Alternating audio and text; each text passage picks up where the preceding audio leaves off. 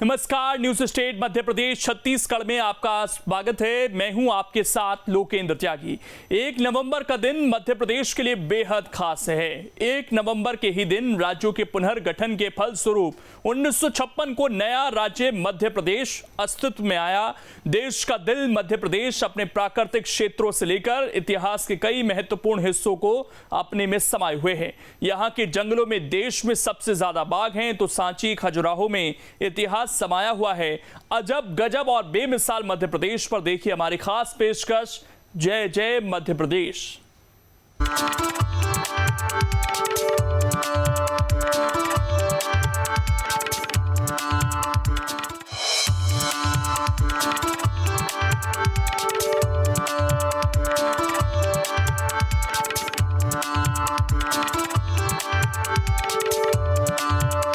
मध्य प्रदेश 67 साल का हो गया है, यानी कि मध्य प्रदेश की स्थापना। मध्य प्रदेश की स्थापना 1 नवंबर 1956 को हुई थी और नए राज्य के रूप में मध्य प्रदेश अस्तित्व में आया था। उस वक्त आज का मध्य प्रदेश और छत्तीसगढ़ एक हुआ करता था। भले ही मध्य प्रदेश राज्य की स्थापना 1956 में हुई, लेकिन इस प्रदेश का इससे पहले भी पुराना इतिहास रहा है। मध्य प्रदेश की स्थापना से पहले इसका एक हिस्सा मध्य प्रांत कहलाता था। 1950 में मध्य प्रदेश बरार, छत्तीसगढ़, मकराई रियासतों को मिलाकर एक राज्य बना। नए राज्य की राजधानी नागपुर को बनाया गया था।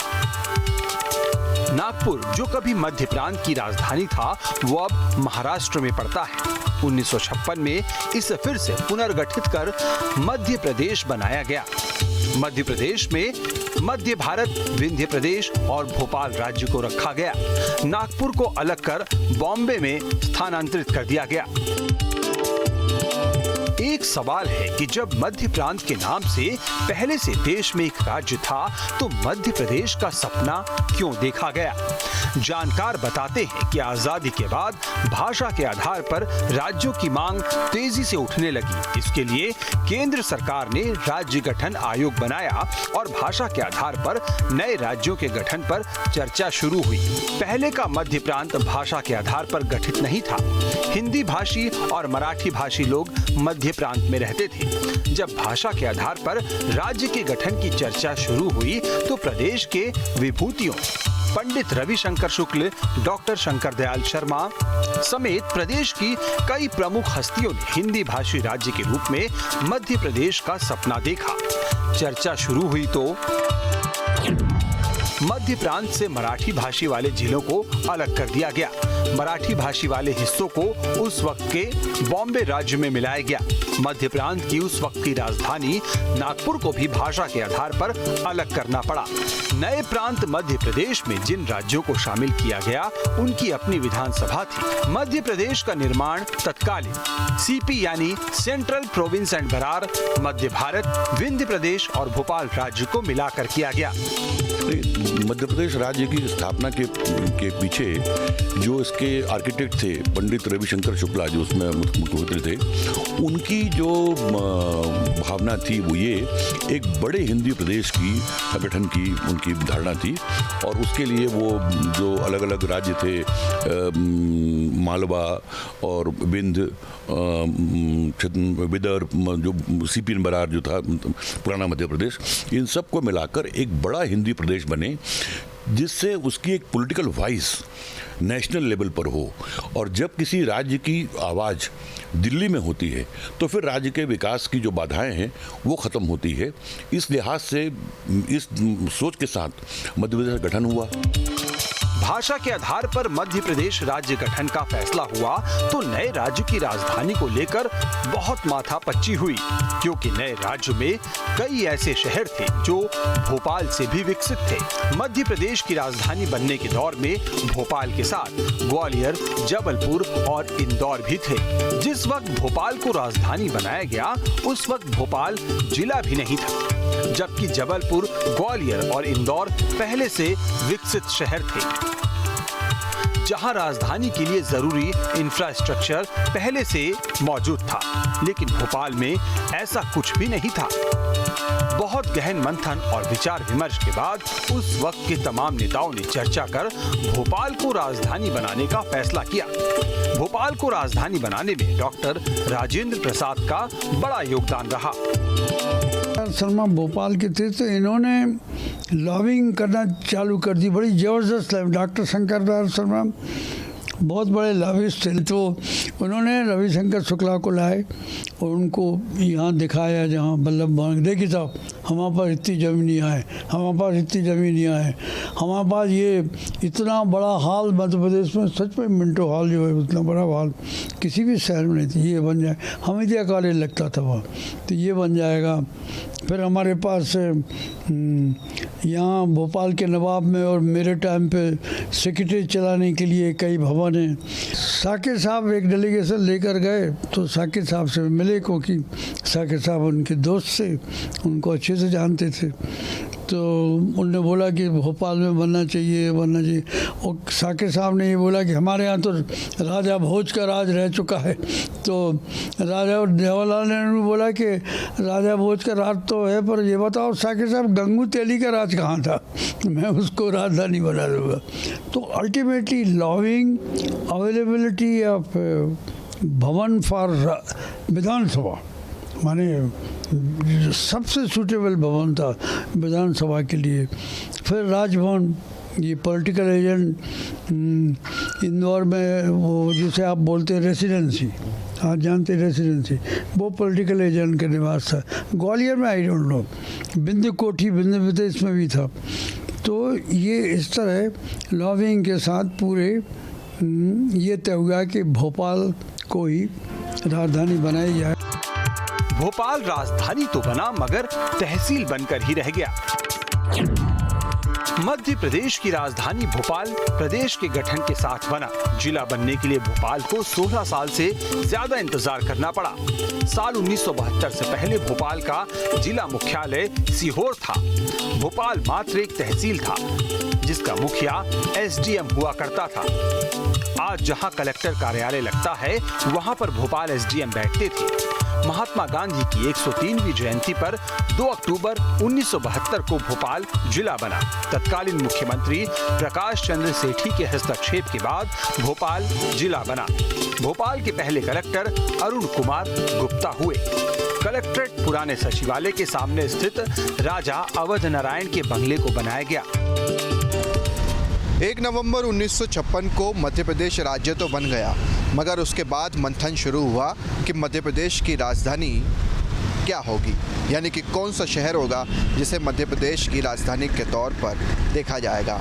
भोपाल को चुना गया, मगर बड़े ही ताज्जुब की बात लगेगी आपको ये सुनकर और ये जानकर कि जब भोपाल राजधानी बना तो वो एक ज़िला भी नहीं था, और भोपाल को ज़िला बनने में ही तकरीबन 16 वर्ष लग गए। ये तस्वीरें आप देख रहे हैं फ़िलहाल भोपाल में कलेक्ट्रेट कार्यालय की, जो कि एसडीएम कार्यालय हुआ करता था, यानी कि उस समय भोपाल एक तहसील हुआ करती थी।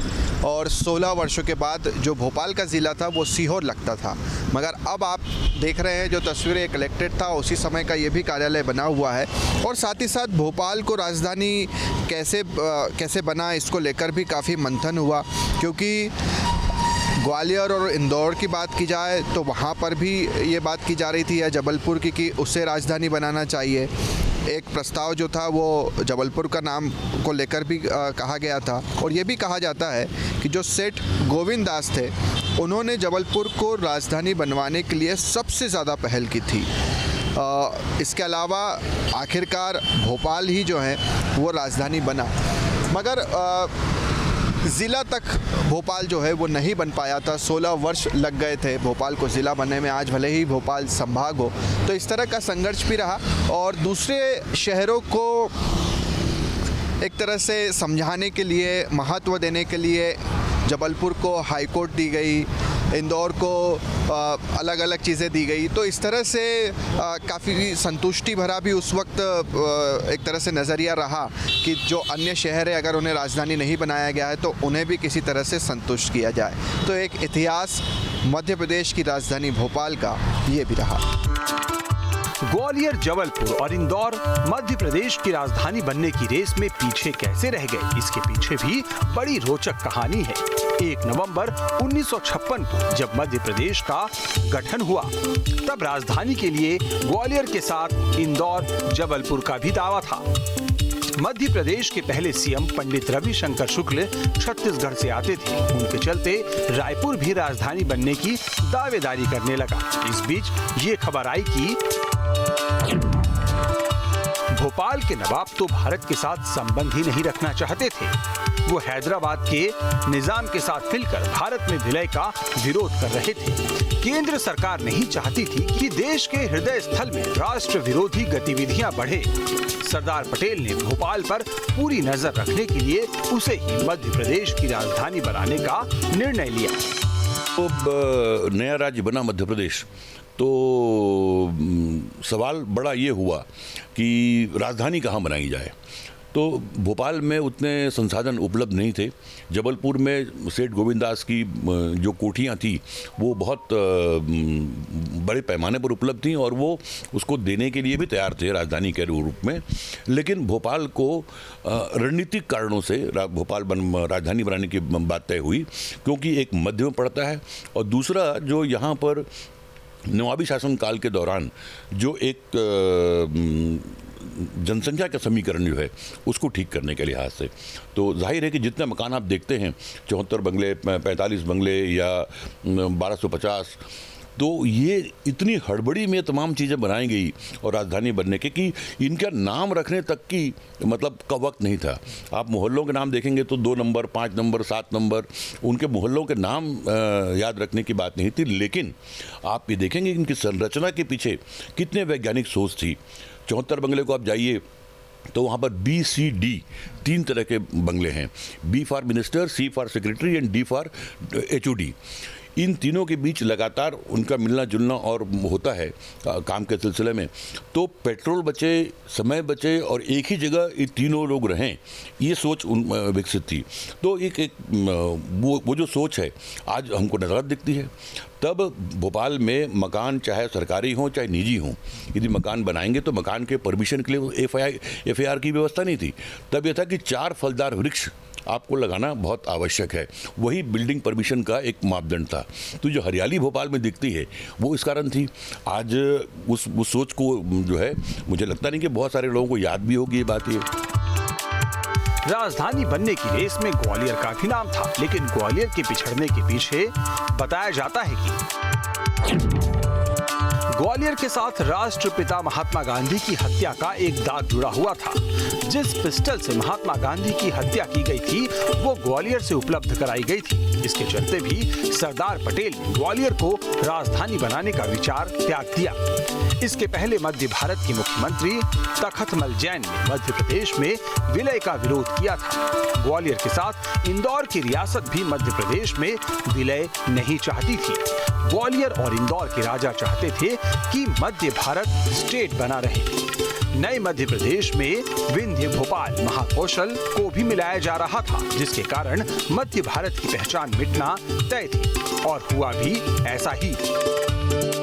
ग्वालियर और इंदौर का राजधानी की रेस में पिछड़ने के पीछे उस वक्त की रियासतों के तात्कालिक कारण थे, जबकि जबलपुर के साथ ऐसा कोई कारण नहीं था। यहाँ राजधानी के लिए जरूरी इंफ्रास्ट्रक्चर भी थे, फिर भी जबलपुर राजधानी की रेस में पिछड़ गया। बताया जाता है कि 1 नवंबर 1956 को राज्यों के पुनर्गठन के बाद जब नया मध्य प्रदेश बना, तब राजधानी को लेकर काफी जद्दोजहद हुई। जबलपुर का दावा भी सर्वोपरि था। नए मध्य प्रदेश के लिए राज्य पुनर्गठन आयोग ने अपनी सिफारिशों में भी जबलपुर का नाम राजधानी के लिए प्रस्तावित किया था। कहा जाता है कि सेठ गोविंदास ने जबलपुर को राजधानी बनवाने के लिए सबसे ज्यादा पहल की थी। उन्होंने डॉक्टर हृदयनाथ कुंजरू को तार्किक रूप से ये समझाने में सफलता प्राप्त कर ली क्यों जबलपुर को राजधानी बनाया जाना चाहिए। उन्हीं दिनों विनोबा भावे ने जबलपुर को सांत्वना स्वरूप संस्कारधानी की उपमा भी दी थी। लेकिन भोपाल को राजधानी भले ही बना दिया गया, पर ग्वालियर, जबलपुर और इंदौर की अनदेखी नहीं की गई। प्रदेश के तीनों प्रमुख शहरों का ध्यान रखा गया और तीनों शहर राजकीय फैसलों का केंद्र बने रहे। भोपाल को राजधानी बनाने के कारण जबलपुर को हाईकोर्ट मिला। ग्वालियर में परिवहन और आबकारी के मुख्य दफ्तर रखे गए। इंदौर में वित्त, वाणिज्यिक और श्रम विभाग के दफ्तर खोले गए। मध्य प्रदेश बनने के बाद और भोपाल को राजधानी बनाने के बाद कई ऐसी चीजें थी जिसको लेकर गहन विचार विमर्श की जरूरत थी। रविशंकर शुक्ल मध्य प्रदेश के पहले मुख्यमंत्री बने। मुख्यमंत्री पद की शपथ लेने के बाद उनके निवास स्थान को लेकर चर्चा शुरू हुई तो सीएम हाउस के तौर पर लाल घाटी का चयन हुआ। जिस जगह को आज वीआईपी गेस्ट हाउस के नाम से जाना जाता है, मध्य प्रदेश के पहले मुख्यमंत्री का निवास स्थान उसे ही बनाया गया था। 1955 में जब राज्य पुनर्गठन आयोग बना था तब मध्य प्रदेश का निर्माण होगा ये किसी ने सोचा भी नहीं था। लेकिन अलग अलग, क्योंकि उस समय जो बात चल रही थी वो ये चल रही थी कि भाषाई आधार पर राज्यों का गठन किया जाए। मध्य प्रदेश की कोई अपनी भाषा नहीं थी, लेकिन जब मध्य प्रदेश का गठन हुआ तो मध्य प्रदेश में कई राज्यों को जोड़ा गया। बघेलखंड, जो वर्तमान में विंध्य प्रदेश की बात जो चलती है, वो बघेलखंड कहलाता था। बुंदेलखंड का एरिया था, महाकौशल था, छत्तीसगढ़ के ज़िले थे। इस तरह मध्य भारत का प्रांत था और ये सब मिलाकर मध्य प्रदेश बना। जब 1 नवंबर 1956 को मध्य प्रदेश का गठन हुआ तो उसके पहले जो लगातार बैठकें चल रही थी उसमें ये बात आई कि जो पहले मुख्यमंत्री बनेंगे वो कहाँ रहेंगे। स्वाभाविक रूप से उस समय जिस बिल्डिंग का चयन किया गया वो बिल्डिंग आज वीआईपी गेस्ट हाउस के नाम से जानी जाती है, लेकिन ये उस समय जो है वो मुख्यमंत्री निवास हुआ करता था, जिसे मध्य प्रदेश का पहला मुख्यमंत्री निवास जो है वो कहा जाता है। क्योंकि पहले मुख्यमंत्री रविशंकर शुक्ला जो है वो इसी मुख्यमंत्री निवास में जो है वो रहा करते थे। अब मुख्यमंत्री निवास जो है वो श्यामला हिल्स पर है। अब वो एक बड़ा भवन बन चुका है, लेकिन ये जैसे कहें कि एक छोटा भवन जो है उस समय मुख्यमंत्री निवास के लिए चयनित किया गया। बाद में जो है वो और भी मुख्यमंत्री रहे, लेकिन उन मुख्यमंत्रियों में से कुछ मुख्यमंत्री यहाँ नहीं रहना चाहते थे। एक मुख्यमंत्री के बारे में तो ये कहा जाता है कि वो होटल में रहते थे, यहाँ नहीं रहते थे, तो इसलिए फिर अलग अलग मुख्यमंत्री बनते रहे। लेकिन इस बिल्डिंग को पहला मुख्यमंत्री निवास बनाया गया था।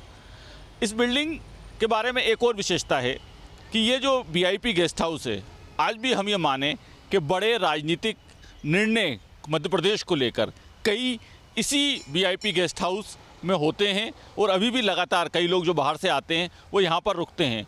ऐसे में कहा जा सकता है कि अब ये भले ही मुख्यमंत्री निवास ना हो, लेकिन सत्ता का एक प्रमुख केंद्र ये आज भी है। सीएम आवास के बाद सबसे जरूरी जगह चाहिए थी सचिवालय के लिए। सचिवालय के लिए आज के लोकायुक्त दफ्तर को सचिवालय बनाया गया, जहां से सारे सरकारी कामकाज होते थे। बाद में सचिवालय के लिए नए वल्लभ भवन का निर्माण कराया गया, जिसकी आधारशिला रखने उस वक्त के प्रधानमंत्री जवाहरलाल नेहरू खुद भोपाल आए थे। इस भवन का नाम सरदार वल्लभ भाई पटेल के नाम पर वल्लभ भवन रखा गया। 1 नवंबर 1956 को जब मध्य प्रदेश की स्थापना हुई तो सचिवालय कहाँ बनाया जाए इसको लेकर भी मंथन हुआ। और इस समय जिस लोकायुक्त कार्यालय को आप देख रहे हैं, उस समय उस सचिवालय के रूप में मध्य प्रदेश का पहला ऐसा ऑफिस बना जहां से सरकार चली। आइए आपको दिखाते हैं। ये वर्तमान में लोकायुक्त का कार्यालय बन गया है, लेकिन उस समय ये पहला मध्य प्रदेश का सचिवालय कहा जाता था और यहीं से मध्य प्रदेश की पहली सरकार चली। स्वाभाविक रूप से उस समय और आज बहुत परिवर्तन आ गया है, लेकिन सरकार का जो ढांचा उस समय बनाया गया था वही ढांचा वर्तमान में चल रहा है। ये बात ज़रूर है कि उस समय सेक्रेटरी स्तर पर ही अधिकारी होते थे, डिप्टी सेक्रेटरी स्तर पर अधिकारी होते थे और नीचे छोटे अधिकारी होते थे।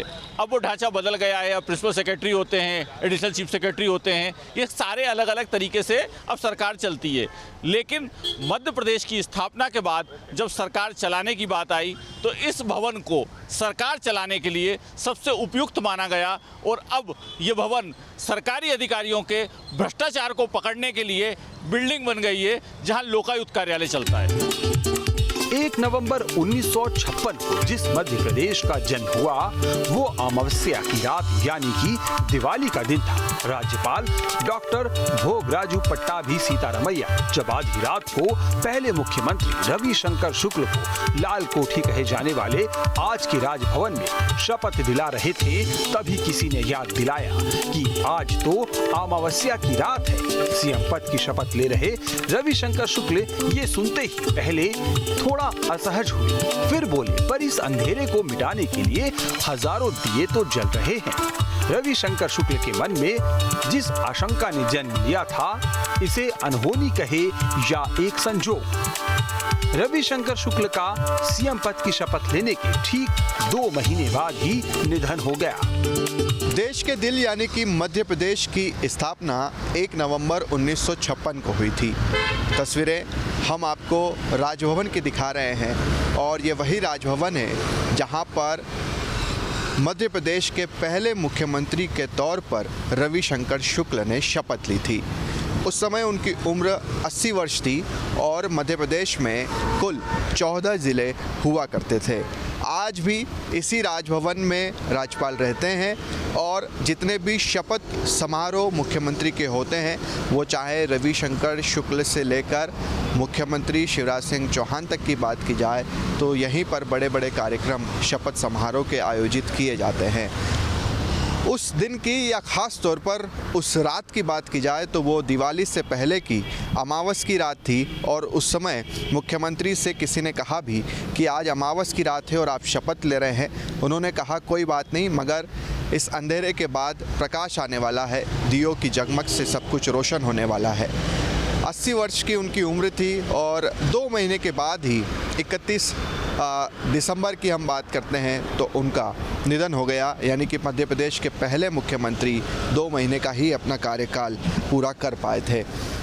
इसके बाद नए मुख्यमंत्री आए और मध्य प्रदेश की आप बात करते हैं तो उस समय छत्तीसगढ़ भी मध्य प्रदेश का ही हिस्सा था, एक बड़ा राज्य था। विंध्य प्रदेश की बात की जाए, भोपाल, ऐसे कुल मिलाकर 4 प्रदेशों को मिलाकर मध्य प्रदेश को बनाया गया था।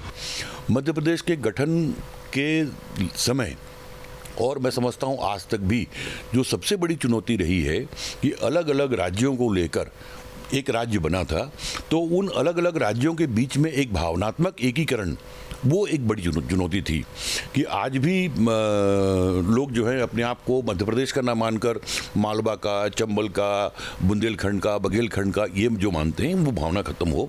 उस दिशा में बहुत काम नहीं हो पाया। उसकी एक वजह ये थी कि राज्य बनने के 2 महीने के भीतर शुक्ल जी का निधन हो गया, तो उनकी जो सोच थी उसको आगे बढ़ाने का काम नहीं हो पाया। 2000 में हम देखते हैं कि जिस भावना के साथ एक बड़े हिंदी राज्य के रूप में राज्य बनाया गया था, वो भावना ही अपने आप में खंडित हो गई जब छत्तीसगढ़ राज्य गठन हुआ।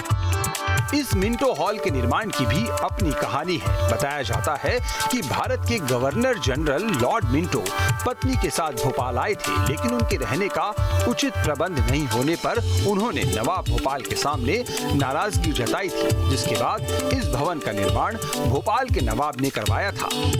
इस मिंटो हॉल की बात की जाए तो इसे मिंटो हॉल इसीलिए कहा जाता रहा 2020-21 तक, क्योंकि लॉर्ड मिंटो के लिए ये हॉल भोपाल के नवाब ने बनवाया था। दरअसल एक बार जब वो भोपाल आए थे तो उनके रहने के लिए जो व्यवस्था की गई थी उससे वो संतुष्ट नहीं थे और उसके बाद ही नवाब ने इस हॉल का निर्माण कराया था और लॉर्ड मिंटो ने ही इसकी आधारशिला 1909 में रखी थी। उसके बाद यहाँ पर लेक व्यू होटल भी रहा, यानी कि इसका पिछला यहाँ पर ऊपर अगर आप बैठते हैं तो लेक व्यू भी यहाँ से आता है, इसका नाम लेक व्यू होटल भी रखा गया।